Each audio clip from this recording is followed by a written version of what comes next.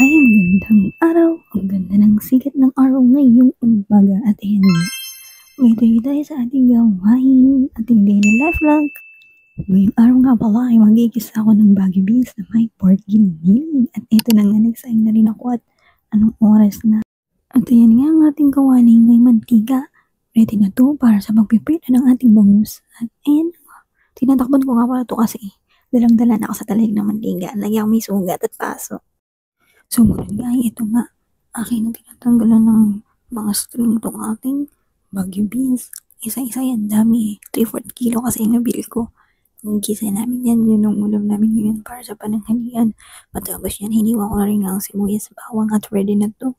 Ang ating kawali, ayan, ilagyan ko ng ating pork giniling. Pakukulang ko lang yan hanggang maging light brown. Tapos, gabi slime pa rin tayo. Dito nga, minadrop ako isang sachet ng Maxim Coffee Arabica. At ito na nga, titimplahin ko na siya. Namiss ko ito kasi meron na akong magtimpla ng 3-in-1 eh. At yan na nga, coffee ba tayo?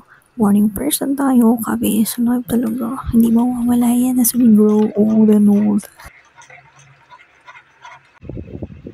At yan nga, tapos na akong mag-prado. Ito naman, medyo okay na to. Ilagay ko muna to sa mangkok. Para yung kawali, hindi na tayo mag-iisa ng sibuyas at bawang. Hindi na rin natin mag-iisa yung bagay beans. At itong wali, sasama ko baga medyo aromatic na ng ating sibuyas at bawang. At iyan nga.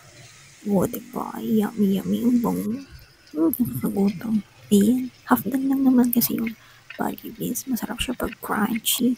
At ito na nga. Wow, may magic.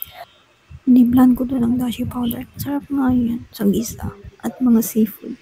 At ito na siya na naluto. Nilagyan ko rin nga pala ito ng pamintang pino. Tinabawan ng konti at konting minuto lang eh. Half done at luto na itong ating ulam. Yummy.